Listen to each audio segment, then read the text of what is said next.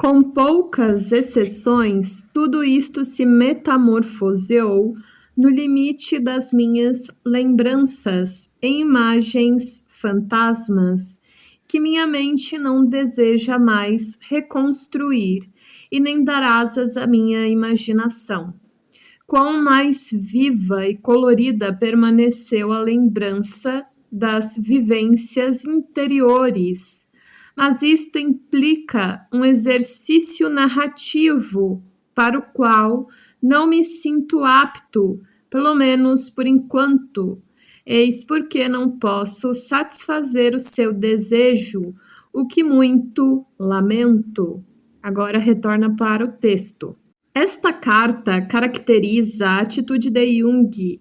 Se bem que tivesse decidido atacar o problema, termina a carta com uma recusa. O conflito entre a aceitação e a recusa nunca se apaziguou até a sua morte. Sempre conservou um resto de cepticismo e apreensão diante dos futuros leitores. Não considerava o livro de memórias uma obra científica, nem mesmo um livro de sua autoria, mas falava e escrevia acerca do empreendimento de Aniela Jaffe, a qual prestara sua contribuição. De acordo com seu desejo, este livro não fará parte de suas obras completas. Jung era particularmente reticente quando se referia aos encontros, quer com personalidades conhecidas, quer com pessoas próximas. Os amigos, abre aspas, conversei com muitos homens famosos de meu tempo, com os grandes da ciência e da política, com exploradores, artistas, escritores, príncipes e eminentes financistas, mas confesso sinceramente que poucos desses encontros representaram para mim um acontecimento marcante. Éramos como navios que se saudavam em alto mar, cada qual baixando sua bandeira. Em sua maioria, essas pessoas tinham alguma solicitação a fazer-me, que não posso nem devo mencionar. Assim, embora sejam personalidades importantes aos olhos do mundo, não deixaram marcas na minha lembrança.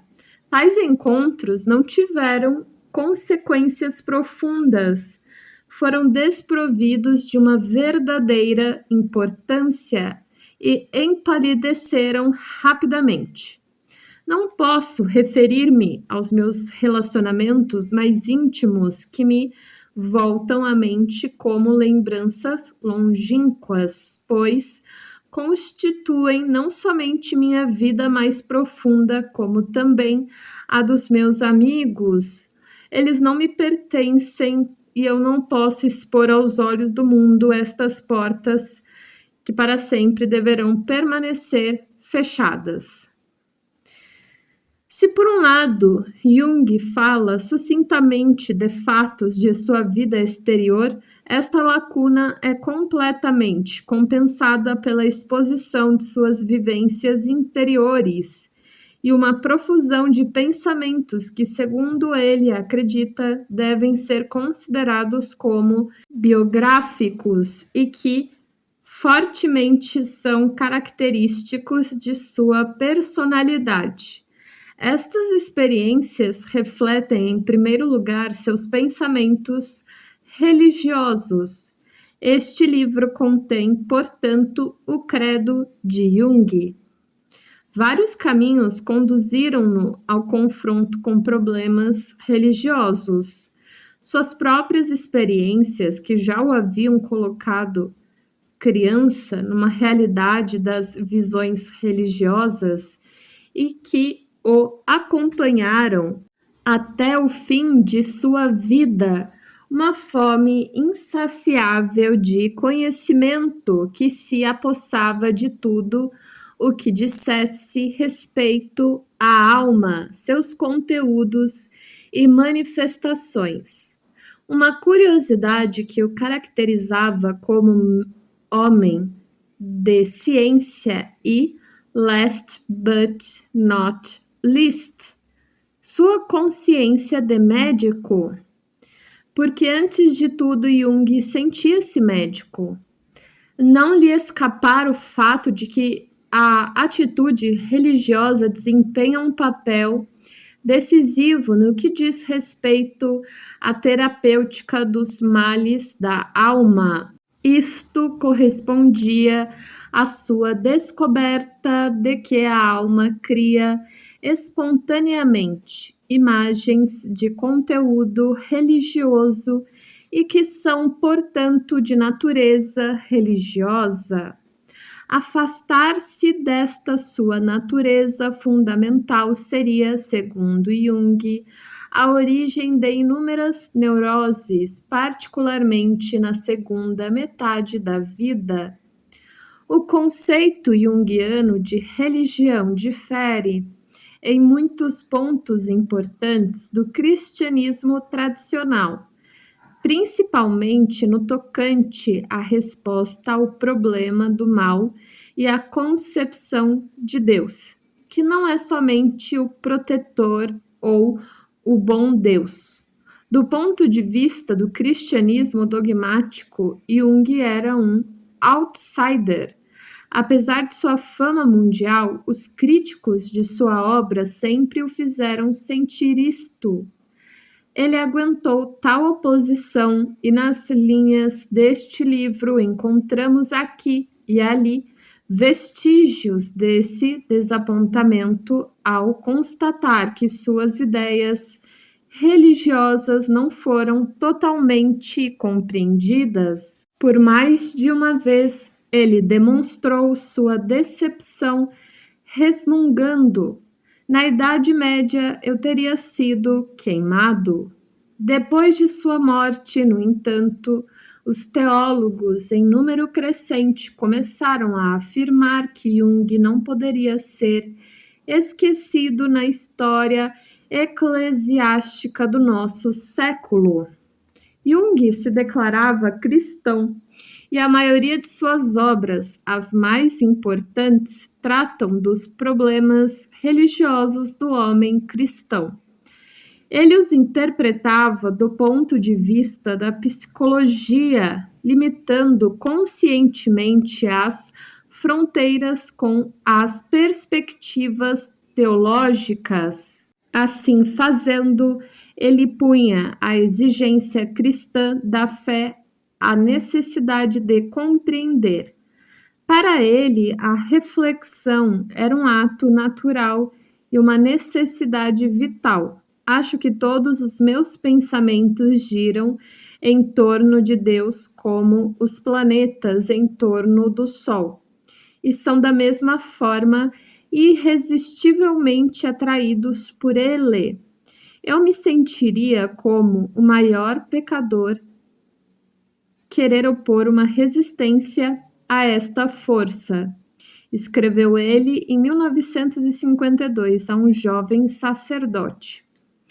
Em suas memórias, Jung fala pela primeira e única vez de Deus e de suas próprias experiências religiosas. Recordando sua rebelião juvenil contra a igreja, ele me disse certa vez: naquele tempo, compreendi que Deus, pelo menos para mim, era uma das experiências mais imediatas. Em suas obras científicas, Jung nunca fala de Deus, mas da imagem de Deus na alma humana. Isto não constitui uma contradição. Por outro lado, sua afirmação é subjetiva, baseada numa vivência, e por outro, é uma constatação científica e objetiva.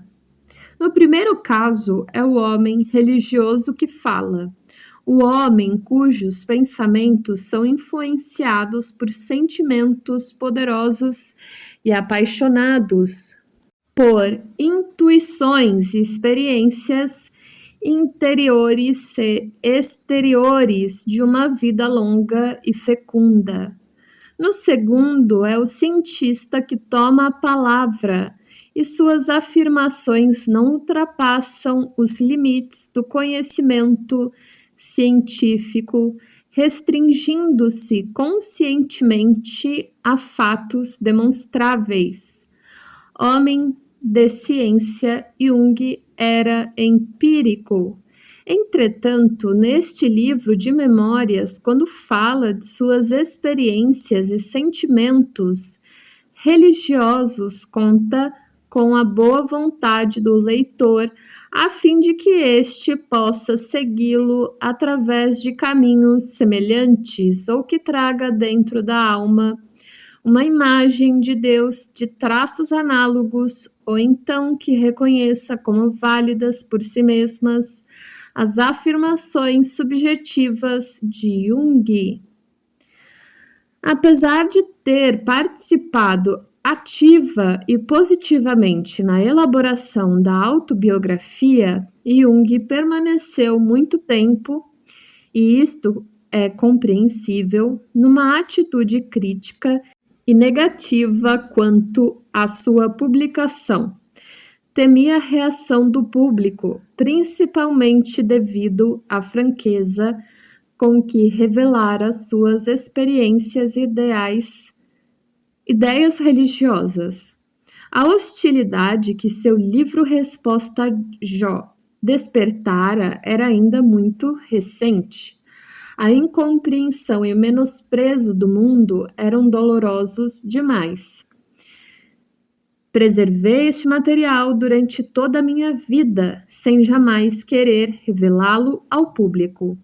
Sinto-me ainda mais vulnerável em relação a ele do que aos outros livros. Não sei se estarei suficientemente longe deste mundo para que as flechas não me atinjam, e se poderei suportar as reações negativas à sua eventual publicação. Já sofri demasiadamente a incompreensão e o isolamento a que se é relegado, quando se tenta dizer aquilo que os homens não compreendem. Se meu livro sobre Jó deu margem a tantos equívocos, minhas memórias provavelmente despertarão uma incompreensão ainda maior. Elas representam o testemunho da minha vida elaborada segundo meus conhecimentos científicos. Minha vida e minha obra são idênticas. A leitura deste livro será, portanto, difícil para aqueles que não conhecem meus pensamentos ou não os compreendem. De certa maneira, minha vida é a quintessência do que escrevi e não inversamente. O que sou e o que escrevo são uma só coisa. Todas as minhas ideias e todos os meus esforços, eis o que sou. Assim, a autobiografia representa apenas o pequeno ponto que se põe sobre o i. Durante os anos através dos quais este livro tomava forma, Jung experimentou uma espécie de processo de metamorfose e de objetivação. A cada novo capítulo, distanciava-se de si mesmo, vendo-se como que de longe, não só a si, como a significação de sua vida e de sua obra. Quando me interrogo acerca do valor da minha vida, só posso medir-me em relação às ideias dos séculos passados, e me é forçoso confessar, sim, minha vida tem um sentido. Dimensionada nos dias atuais, ela nada significa. O que há de impessoal nesta afirmação e o sentimento de continuidade histórica que transparece nestas palavras caracterizam muito bem a atitude de Jung. Estes dois aspectos de sua personalidade aparecerão ainda mais distintamente neste livro.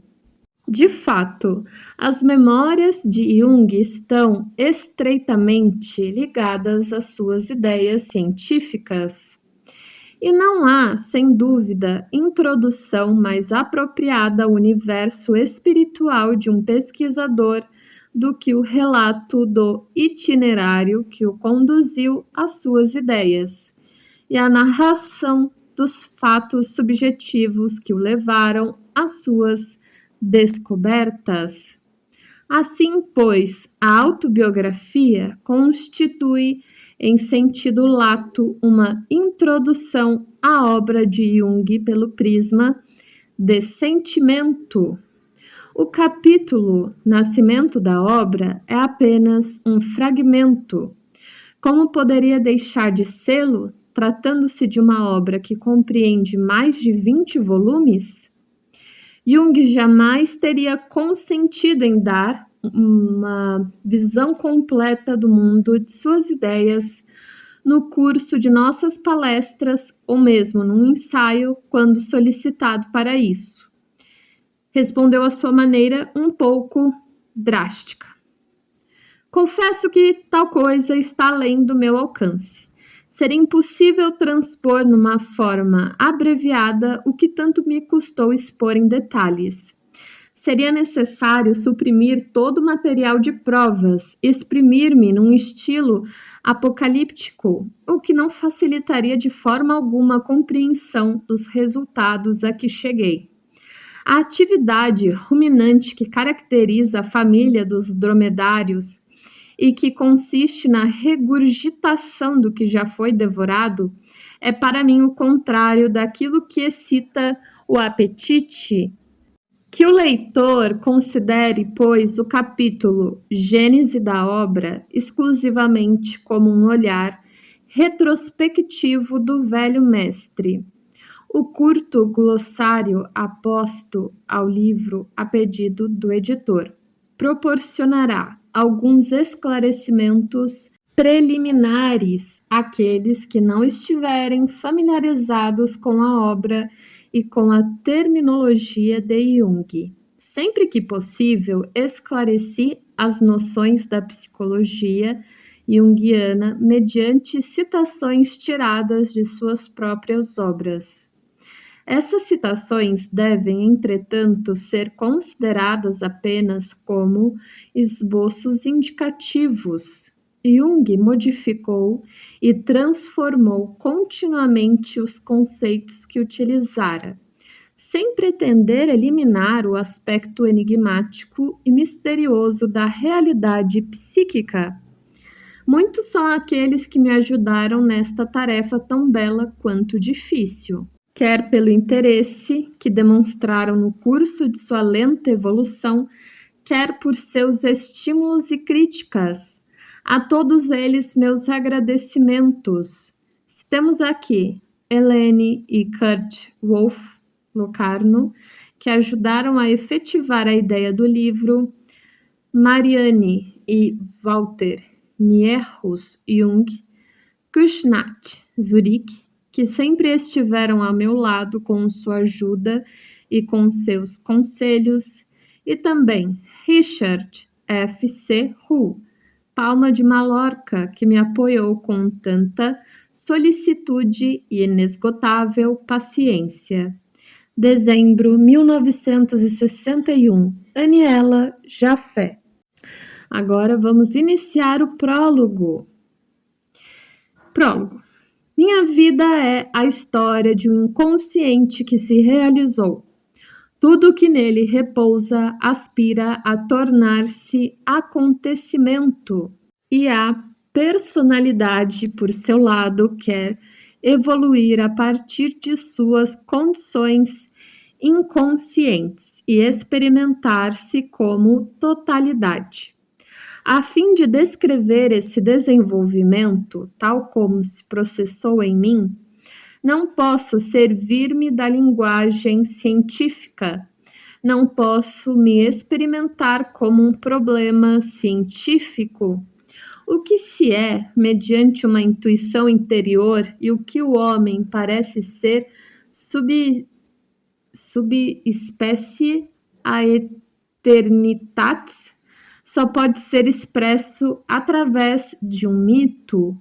Este último é mais individual e exprime a vida mais exatamente do que o faz a ciência, que trabalha com noções médicas genéricas demais para poder dar uma ideia justa da riqueza múltipla e subjetiva de uma vida individual. Assim, pois, comecei agora, aos 83 anos, a contar o mito da minha vida. No entanto, posso fazer apenas constatações imediatas, contar histórias. Mas o problema não é saber se são verdadeiras ou não. O problema é somente este: é a minha aventura ou a minha verdade? Quando se escreve uma autobiografia, não se dispõe de qualquer medida, de qualquer base objetiva a partir da qual se possa chegar a um julgamento. Não há possibilidade de uma comparação exata. Sei que, em muitos pontos, não sou semelhante aos outros homens, e, no entanto, ignoro que realmente sou. Impossível comparar o homem a qualquer outra coisa. Ele não é macaco, nem boi, nem árvore. Sou um homem, mas o que isto significa?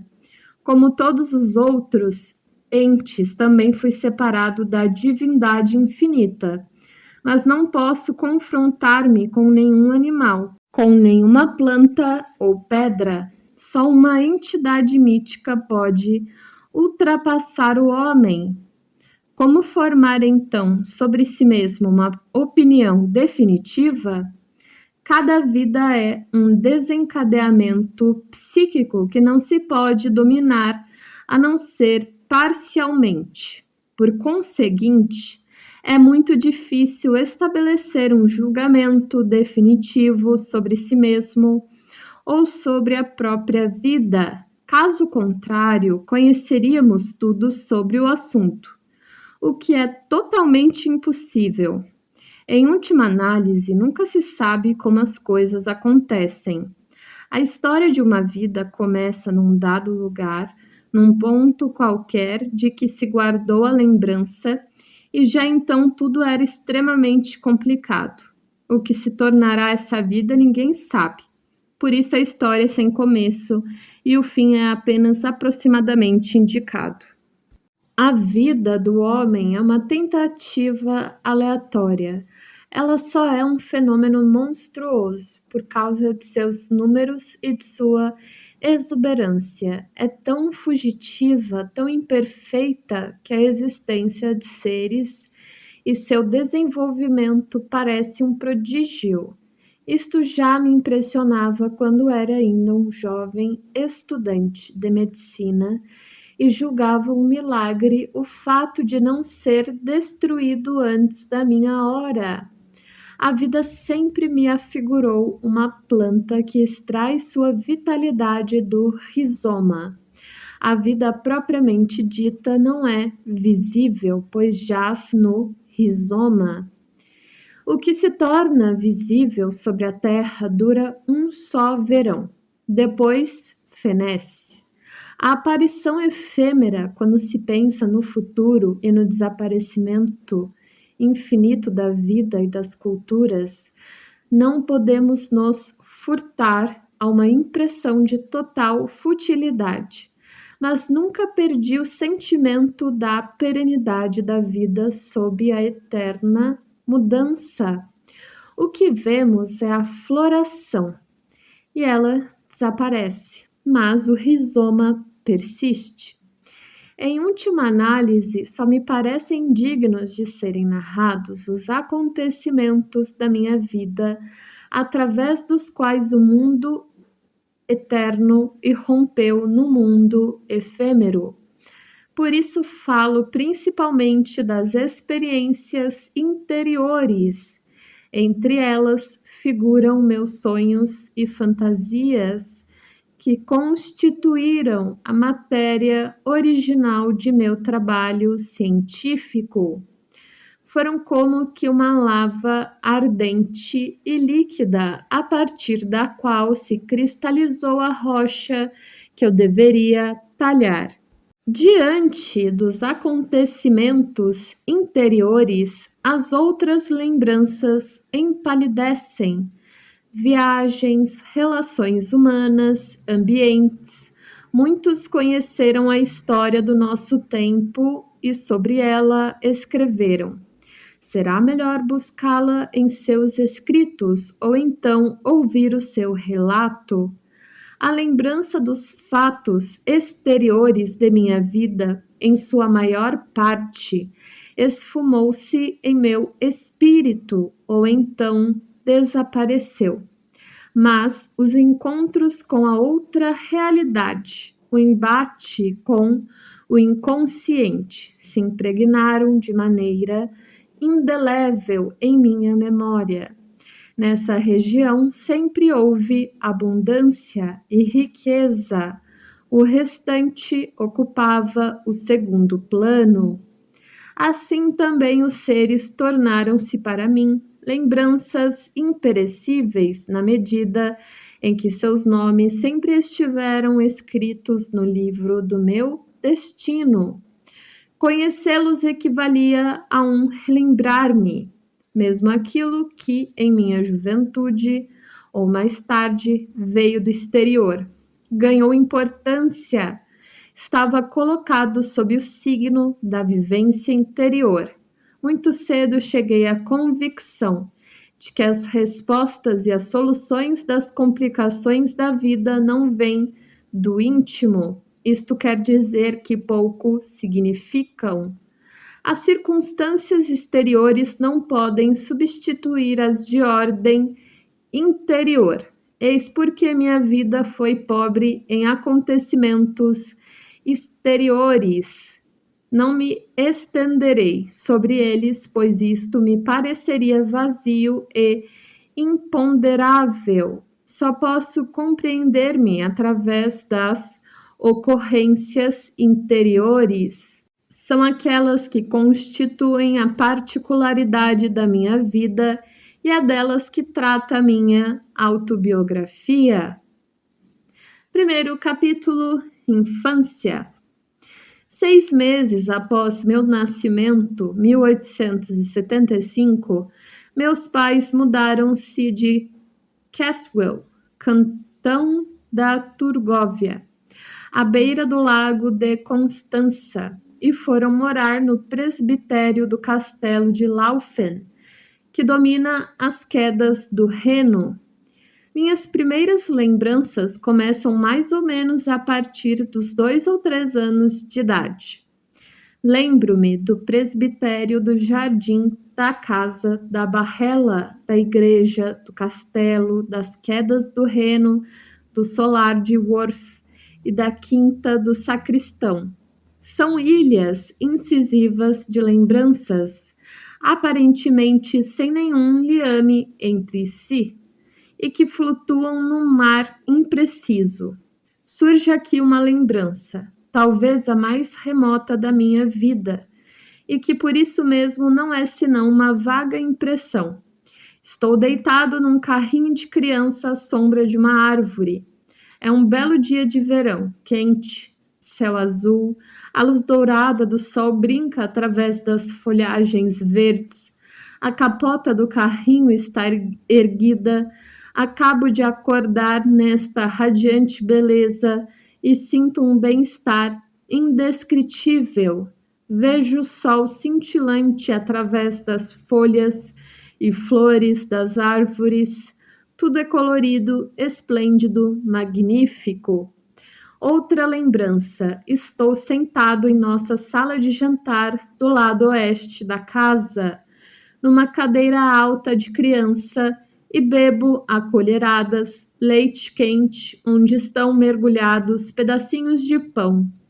O leite tem um gosto bom e seu cheiro é característico. Pela primeira vez tive a consciência de perceber um odor. Foi um instante em que desse modo me tornei consciente do olfato. Essa lembrança remonta também a um passado muito distante. Ou ainda, é uma linda tarde de verão. Minha tia diz: Vou mostrar-lhe uma coisa, e me leva à frente da casa. A rua que conduz a Dachshund, longe no horizonte, estendia-se a cadeia dos Alpes, perfeitamente visível no vermelho flamejante da tarde. Olhe lá longe, as montanhas vermelhas. Vi os Alpes pela primeira vez.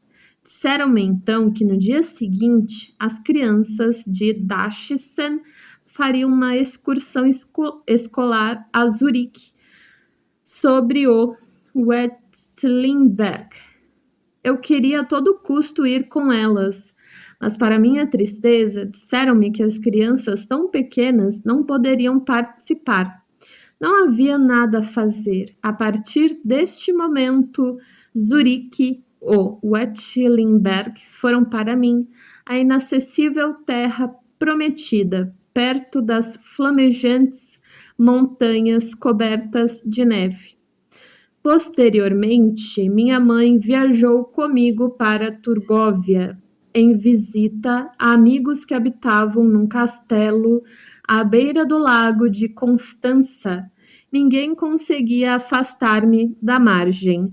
O sol cintilava